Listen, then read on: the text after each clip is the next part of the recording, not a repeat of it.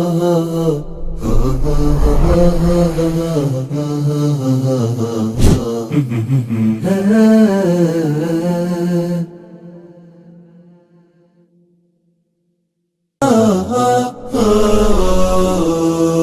زلت في دفاتري قصيدة، وفي ظلال أعيني كشمعة جديدة، وفي ظلال أعيني كشمعة جديدة. ما زلت مثل وردة الربيع يا وحيدة. إريتريا يا جارة البحر ويا منارة الجنوب، إريتريا يا درة البحر ويا منارة الجنوب. بسم الله الرحمن الرحيم. الحمد لله رب العالمين، والصلاة والسلام الأتمان الأكملان على نبينا محمد وعلى آله وصحبه أجمعين. مشاهدي الكرام، سلام الله عليكم ورحمته وبركاته. أهلا وسهلا ومرحبا بكم في حلقة جديدة من برنامجكم قضايا إريتريا.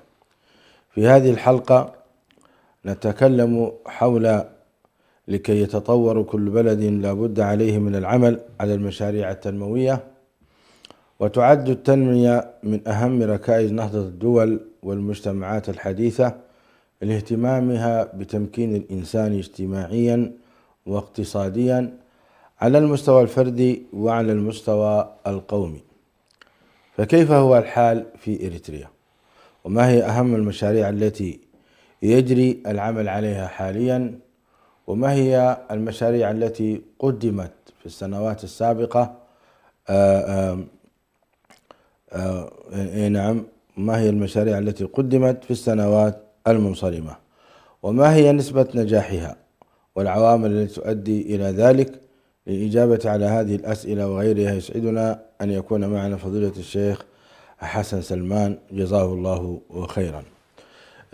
مشاهدي الأكارم، نحن الآن في العام 30 منذ أن استقلت إريتريا، وقد حصلت استقلالها في عام 1993 رسميا، واعترف بها في الأمم المتحدة. اليوم نحن بنهاية 2023، وبعد يومين سندخل في عام جديد 2024. السؤال الآن، هذه الدولة التي حصلت استقلالها في خلال 30 سنة ماذا قدمت؟ كم من جامعات بنت؟ وكم من مستشفيات شيدت؟ وكم قدمت من استثمارات وإصلاح طرق؟ وهل لديها مساهمات في تأسيس ما يسمونه بجمعيات المجتمع المدني التي تخدم المجتمعات؟ ماذا هو حالها في تطور الاقتصاد والاستثمار؟ هل هذه الدولة تعد من دول الاقتصادية الكبرى؟ ماذا قدمت في هذا الصدد؟ هذا الذي سنحاول أن نتناقش حوله مع شيخنا الشيخ حسن سلمان، بالإضافة إلى الذين في الخارج من الإريتريين، من أهل الثقافة وأهل العلم وأهل الدراسة، سواء كان دراسة شرعية أو الدراسة الأكاديمية التجريبية، ماذا قدموا للشعب الإريتري؟ أيضا ماذا قدم رجال الأعمال من الشعب الإريتري بجميع طوائفه، مسلم وغير مسلم؟ ماذا قدم هؤلاء لهذا الشعب في الخارج؟ هل نحن نمتلك جامعات؟ هل نحن نمتلك مدارس ثانوية نموذجية رائعة؟ هل بيننا تعاون وتكاتف؟ هل هناك جمعيات إغاثية كبرى تعنى بالاهتمام بالتعليم، تعليم الشباب وتزويج الشباب؟ كل ذلك نحاول نتحاور نحن بعد 30 سنة فعلا ماذا قدمنا لهذا الشعب الإريتري المسكين؟ حياكم الله شيخ حسن سلمان. كان على الكنترول أن يقدم هذه المقدمة، ولكن نحن حاولنا أن نقرب المفهوم. بداية دعنا نتحدث ما الذي نعنيه بالتنمية، التنمية بمفهومها العام، سواء كانت التنمية البشرية أو التنمية الاقتصادية.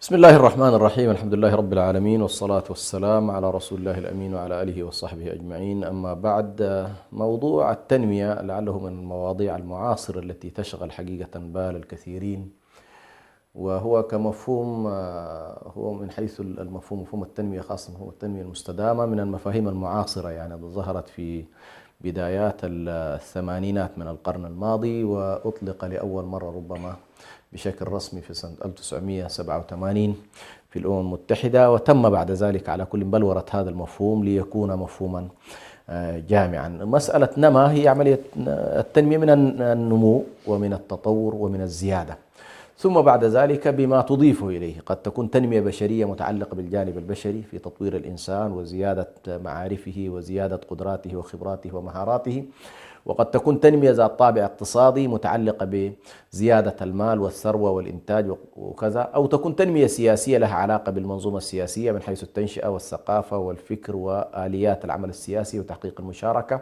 وقد تكون كذلك التنمية اجتماعية لها علاقة ببنية المجتمع، بدءا من علاقة الأسرة ببعضها، ثم علاقة الجوار ببعضهم، ثم علاقة الحي ببعضه، ثم علاقة المجتمع ببعضهم. فهو على كل منظومة متكاملة لكن بما تضيفه إليها. وبشكل عام حتى يعني نضيق المفهوم، الآن لا أريد أن أدخل في جدل التنمية بين المنظور الإسلامي والمنظور العلماني، لأنها هنالك فوارق كبيرة جدا في هذا الاتجاه، سواء من حيث المساحات أو من حيث أيضا المنظور الكلي للتنمية. فالمنظور الإسلامي ينظر إلى التنمية ببعد التعبد وبعد الإنماء والإعمار، وبالتالي أنت أمام وما خلقت الجن والإنس إلا ليعبدون. هنا تحتاج إلى مفهوم كبير جدا، كيف تتحقق عبادة الله سبحانه وتعالى، وتحتاج أيضا إلى ما سماه العلامة ابن خلدون مفهوم العمران، اللي هو علاقة الإنسان بما حوله من طبيعة واستثمار هذه الطبيعة. فخلينا الآن حتى تكون الصورة، يعني هنا الحلقة تحديدا بتذهب في اتجاه التنمية بالمفهوم الذي ربما يتعلق بعلاقة الإنسان بالطبيعة، علاقته بالموارد، علاقته بالبيئة، زيادته في موارده المالية، زيادته في موارده الاقتصادية. الغالب على كل الآن مفهوم التنمية صار يتجه إلى هذا الاتجاه. بهذا الاعتبار نحن على كل مفهوم التنمية هو التطوير، هو النهضة، هو الزيادة في الإنتاج، هو زيادة دخل الفرد بما يحقق له الاكتفاء في حاجاته وضروراته، ثم يرتقي به إلى الرفاهية. يعني المنتهى الذي يريد أن يصل إليه مروجو فكرة التنمية البشرية أو التنمية الاقتصادية هو أن يصل بالمجتمع إلى ما يسمى بالرفاه الاقتصادي، بمعنى الاكتفاء في الضرورات، الاكتفاء في الحاجيات، الاكتفاء في الكماليات. هذا المفهوم الذي على كل تذهب إليه الآن الرؤية الاقتصادية المعاصرة. جميل جميل. هنا مشاريع التنمية ومدى نجاحها. أقامت إريتريا مشروع محطة لإنتاج الكهرباء باستخدام الطاقة الشمسية بالشراكة مع شركات صينية، وتغطي مساحتها أكثر من 32 ألف متر مربع، وتم الانتهاء منها في إبريل من عام 2018، ويجري العمل على توسعتها وزيادة الاستفادة منها. وافق مجلس إدارة البنك الأفريقي للتنمية على مشروع بناء محطة للطاقة الشمسية الكهروضوئية بمبلغ يقارب 50 مليون دولار.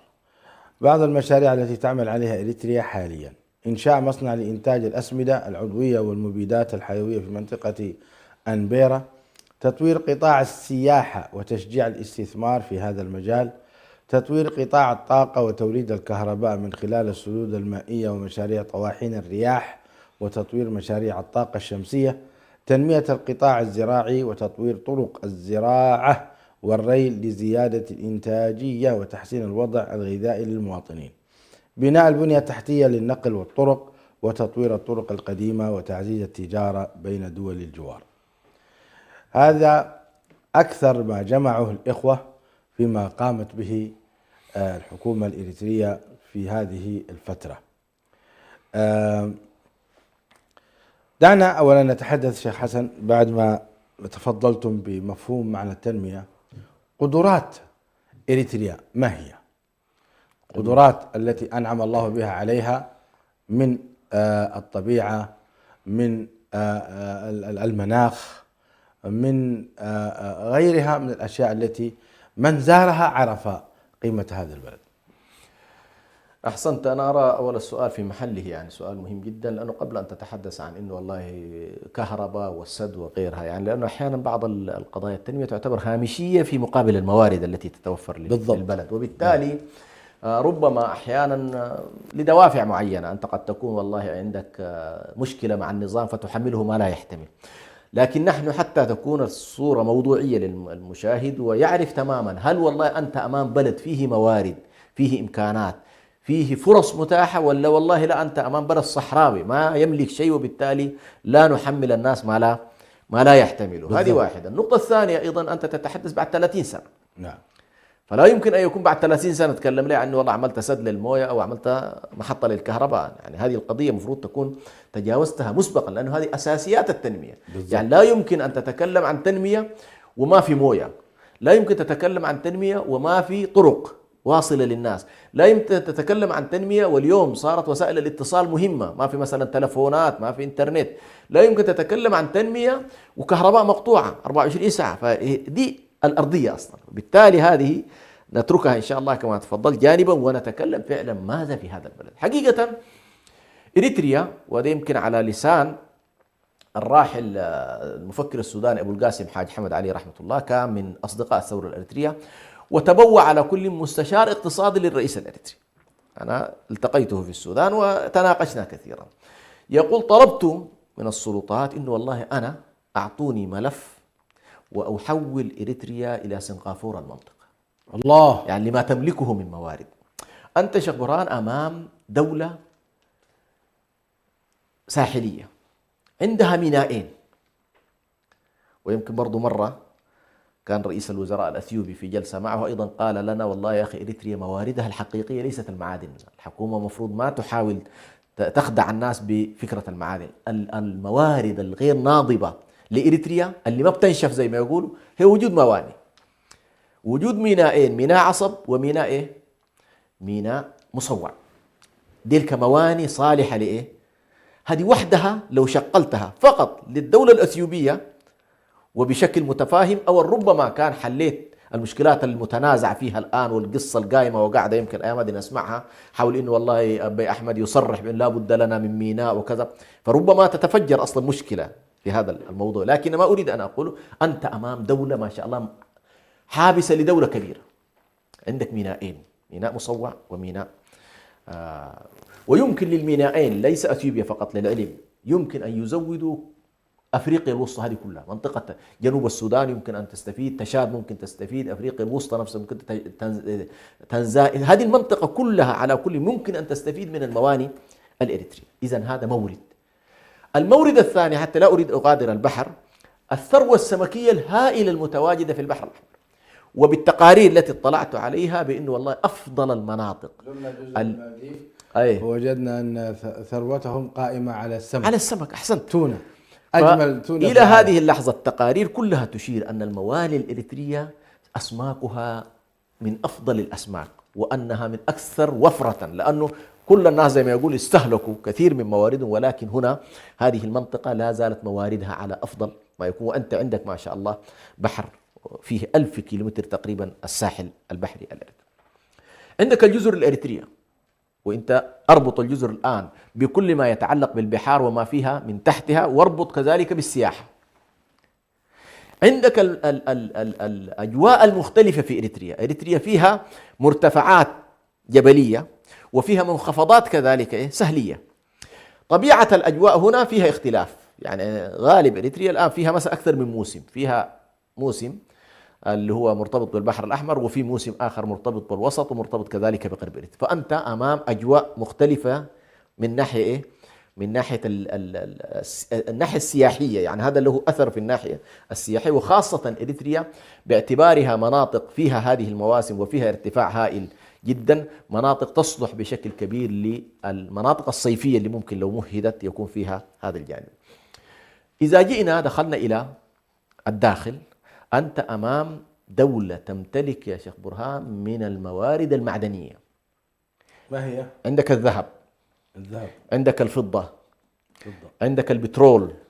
البترول موجود، تم موجود. عندك البوتا اللي هو المعادن، المغنيسيوم، النحاس. المهم فيما يتعلق بكمية المعادن الموجودة في إريتريا وخاصة موضوع الذهب، أنت أمام دولة تمتلك ثروات. النحاس والذهب والجرانيت والرخام. أحسنت. والبوتاس، هذه كلها موجودة. نعم، هذه كلها موجودة. إذن أنت أمام دولة عندها موارد، صحيح تسمى هذه موارد ناضبة لأنه كل ما أخذت منها تنقص، لكنها موجودة.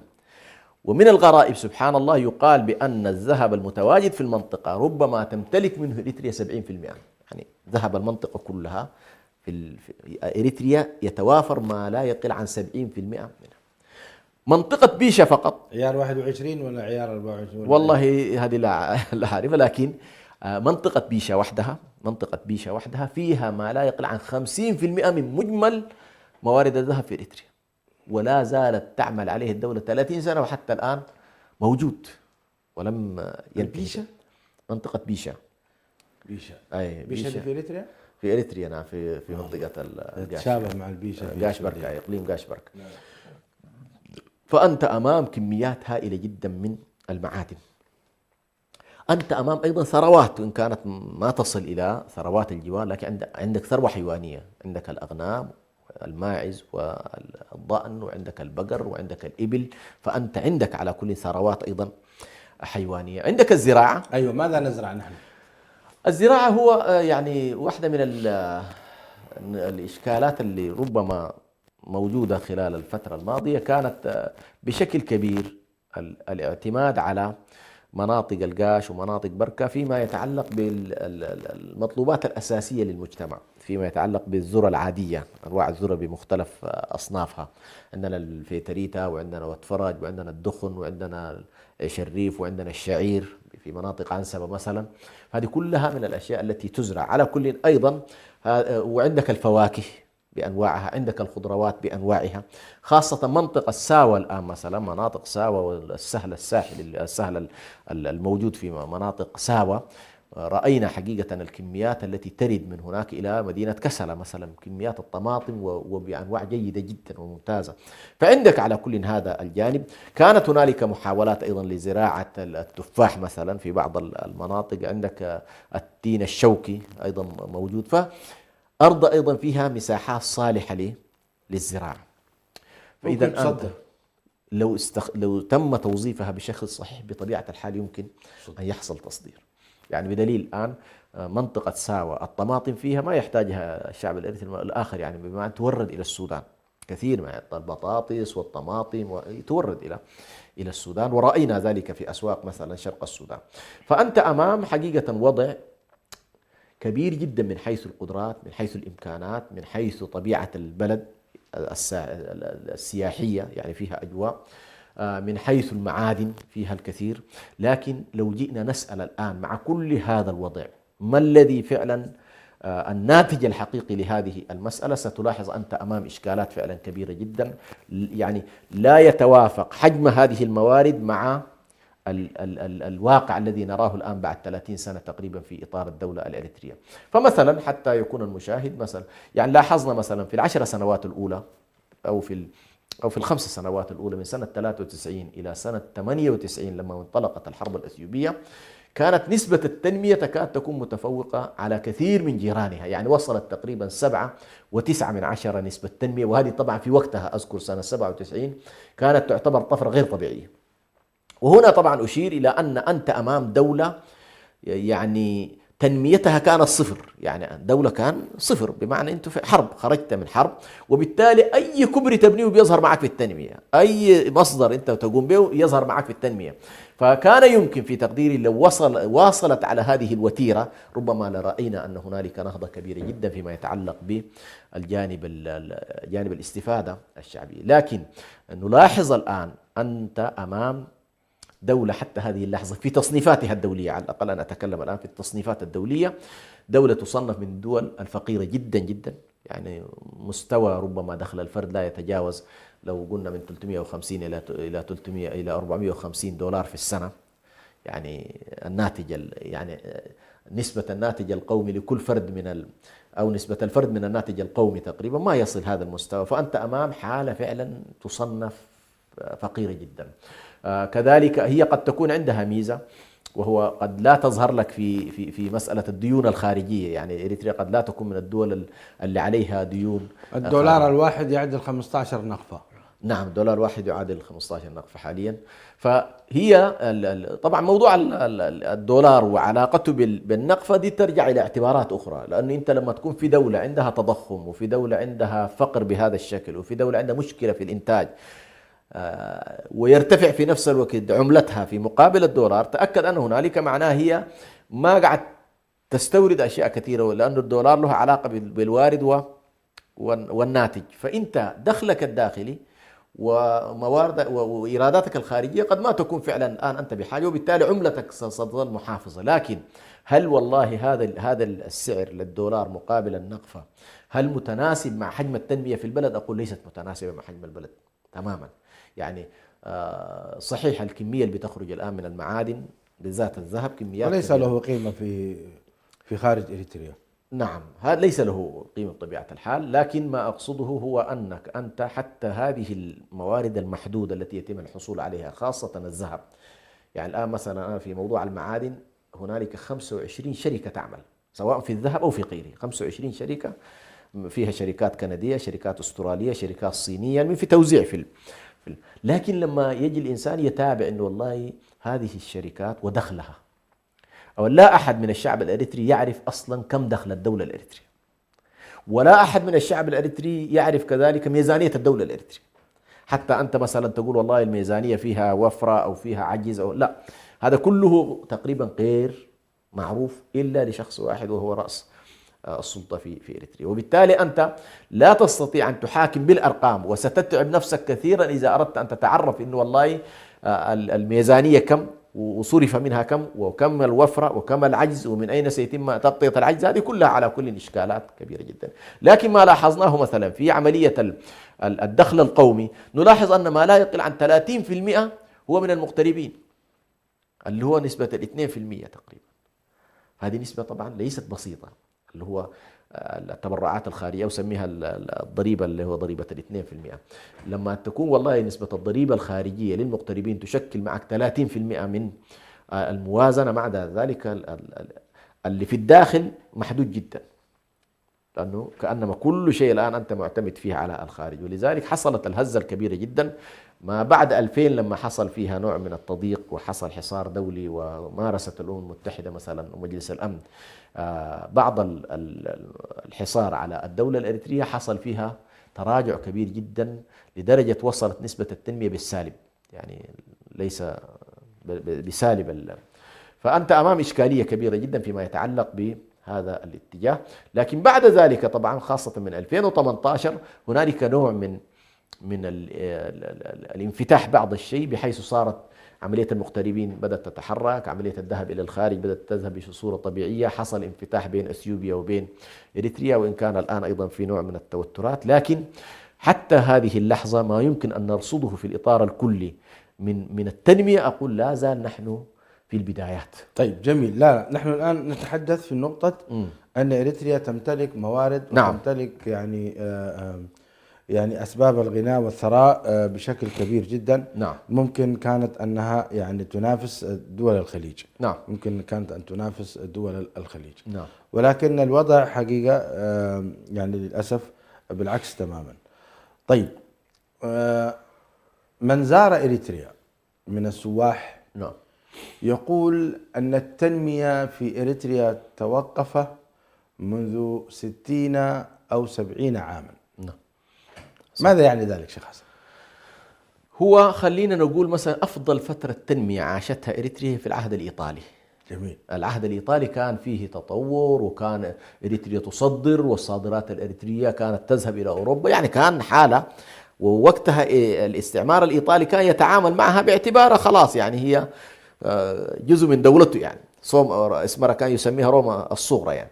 فكان تعامل مع الموارد بصورة على كل ليستفيد منها، فكان مستفيد المحتل، وفي نفس الوقت أيضا العائدات كانت للدولة الإريترية كبيرة. لما تسلمت بريطانيا هو الذي أسس الطرق يقول. أيوة أحسنت، أسس الطرق والكباري، يعني البنية الأساسية للدولة الإريترية كانت بنية إيطالية، وإلى الآن هي نفسها تقريبا. التنظيم في أسمرة، الطرق من أسمرة إلى الحدود السودانية، هذه كلها كانت تقريبا طرق إيطالية. وكان الإيطاليين طبعا زي ما قلت لك لأنه كان عندهم مشاريع زراعية في علي قدر واتجاه التسينية والمناطق هذه، وكانت شركاتهم تقريبا تصول وتجول في هذه المنطقة، فربطوا هذه المنطقة وربطوها كذلك مع الميناء، وكانت على طول يعني تذهب الأمور. لما جاءت بريطانيا كدولة أيضا ورثت الاحتلال الإيطالي، ما تعاملت مع الدولة الإريترية بأن تحافظ على الوضع، لا بالعكس دمرت البنية اللي كانت موجودة. هي بريطانيا يعني بريطانيا دمرت البنية، لم تعمل أي شكل من أشكال البناء، بل حرصت على إضعاف الدولة وإضعاف الحالة الإريترية هذه، ولا تكون حالة قوية. يعني كل ما فعلته هو أن نهبت البلد، ولكنها لم تساهم لا بكثير ولا قليل في مجال التنمية. حتى فيما يتعلق بالتعليم تعاملت مع الناس بطريقة معينة، وهو طريقة الكتبة وطريقة الموظفين، ولكنها لم تساهم بشكل كبير في الجانب. ثم بعد ذلك دخلنا في مرحلة الاحتلال الأثيوبي، وطبيعي جدا في هذه اللحظة الإمبراطور وغيره كانوا ينظرون إلى أن إريتريا بالنسبة لهم ساحة معركة، وكانوا يرونها بأنه والله يستفيدون من موانيها، لكن ما كان فيه اهتمام بالإنسان الإريتري ولا بالتنمية في داخل إريتريا. وبالتالي أنت 30 سنة فترة حرب التحرير أنت خضعت لحالة حالة تجهيل، وحالة كذلك تخلف كبير جدا في مجال التنمية، ولم يفسح للإريتريين أن ينموا بلدهم لا من قريب ولا من بعيد. جينا بعد ذلك كان الناس تتوقع في أنه والله من 91 اللي هو خروج الجيش الأثيوبي و93 الاعتراف الرسمي بالدولة الإريترية، كانت هذه هي الفرصة حقيقة اللي كان يتوقع الناس أنه ممكن يحصل فيها تطوير ويحصل فيها تنمية. وخلينا هنا نشير إلى مسألة مهمة جدا، وهو أن عملية التنمية في الدولة المعاصرة لها علاقة بأمرين أساسيين، يعني لا بد أن نشير إليهما. الأمر الأول مدى يعني وجود القوانين المنظمة لحالة التنمية وحالة الاستثمار والتطور الاقتصادي. إذا ما وجدت أول بطبيعة الحال أن توجد رؤية اقتصادية واستراتيجية اقتصادية، ثم تنبع عنها بعد ذلك موضوع شنو اللوائح والنظم والقوانين وكذا. لماذا؟ لأن أول ما أسأل أنا في أي بلد أريد أن أدخلها بمالي، أول ما سأسأل عن القوانين. أقول والله هل القوانين هذه اللي موجودة في الدولة الفلانية تضمن لي مالي؟ آمنة من المخاطر؟ عندي فرص متساوية؟ يعني جملة من التساؤلات يسألها رجل المال. فأنت اللحظة التي يشعر صاحب المال بأن والله الدولة تفتقد إلى أسس أساسية في المجال التنموي والمجال الاقتصادي ومجال الاستثمار، إنه والله ما في قانون استثمار، وهذه إشكالية كبيرة جدا. والسبب في ذلك أنت الآن ضمن محيط عالمي قائم على فكرة الاقتصاد الحر والتحرك في حركة المال وحركة التجارة، وأنت لازلت مثلا تنطلق من منظور اشتراكي فيما يتعلق بإدارة المال وهيمنة الدولة على حركة المال في داخل البلد. فهذه إشكالية على كل كبيرة جدا. النقطة الثانية أيضا مدى شعور الناس بأنه والله المواطنين على وجه التحديد شعورهم بوجود هامش من الفرص والحركة لهم، سواء كان في الإطار السياسي أو كان في الإطار الاقتصادي أو في الإطار الأمني. هل والله أنت قادر تستثمر طاقات مجتمعك أم ليست لك القدرة على هذا الجانب؟ هذه أيضا واحدة من المشاكل. فعلى كل للأسف خلال 30 سنة الماضية، طبعا ممكن بعض الناس يعلل بأنه الحرب التي حصلت على إريتريا بعد 98 كانت عامل أساسي. أنا لا أنكر ذلك. يعني الفترة من 2000 إلى 2018 اللي هي 18 سنة، هذه مارست فيها الدولة الأثيوبية حصار يكاد يكون شبه كامل على الدولة الإريترية، وكانت رؤيتها أنه والله تضعف الدولة وتصل بالمواطن الإريتري إلى مرحلة الكفر بهذه الدولة نفسها اللي أخذت استقلالها. كانت هذه رؤية على كل الأثيوبية قائمة عليها الدولة في أثيوبيا. لكن أنا لا أتصور أنه فقط كانت المشكلة مع أثيوبيا. ما أنت خلاص أثيوبيا عندك معها مشكلة، افتح خطك مع السودان، افتح خطك مع المنطقة العربية، عندك مساحة واسعة جدا وجغرافيا كبيرة جدا يمكن أن تستفيد منها، ويمكن أن يحصل نوع من التطوير وتظهر نوع من التكامل. لكن فكرة الانطلاق الكلي على الداخل هذه أسهمت ومع مع حالة إيه؟ حالة عسكرة المجتمع.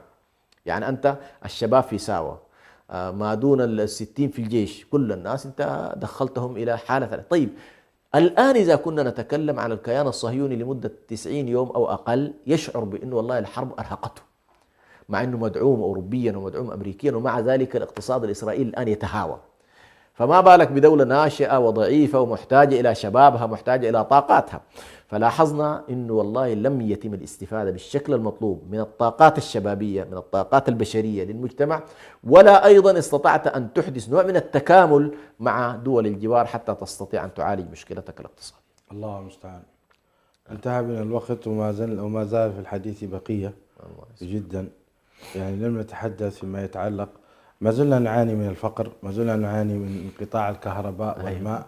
أي تنمية هذه التي تذكر؟ صحيح. ليس لدينا جامعات، ليس لدينا مستشفيات. الناس يعني عشان تتعالج الآن لابد تمشي السودان أو السعودية. نعم. ما في مستشفى ليس معتبر لدينا مثلا مستشفيات. دولة تمتلك هذه الإمكانات الهائلة ولا تبني مستشفى واحد اعتباريا. ودولة إلى الآن يعني لم تنظم الطرق ولم تعمل كباري ولم تعمل يعني إلى الآن. حتى المستثمر الإريتري الذي لديه يعني طموح لبلاده وإمكانات لا يسمح له، وإذا دخل فإنما هو غالبا يعني تغلق عليه الأبواب في وجه الأبواب أو يصفى تماما. وهكذا منظمات المجتمع المدني معطلة، الأعمال الخيرية معطلة. أنت أمام إشكالات فعلا كبيرة. وإلا الإريتريين أنا ماذا نقول؟ يعني هل لا يراد للشعب الإريتري أن ينعم بالتنمية، أن يتقدم إلى الأمام؟ هل يراد لهذه المنطقة أن تبقى هكذا؟ وإلى متى؟ ومتى سيفيق الشعب الإريتري من هذه الأمور؟ مشاهدي الأكارم، كنا في حديث ماتع مع الشيخ حسن سلمان حول مشاريع التنمية في بلادنا ولا تنمية مع الأسف.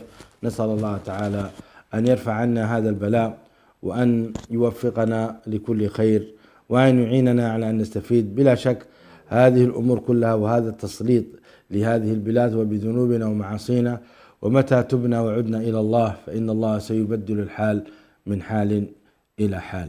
حتى ألقاكم الأسبوع القادم على خير، أستودعكم الله الذي لا تضيع ودائعه، والسلام عليكم ورحمة الله وبركاته. إريتريا يا جارة البحر ويا منارة الجنوب، إريتريا يا درة البحر ويا منارة الجنوب.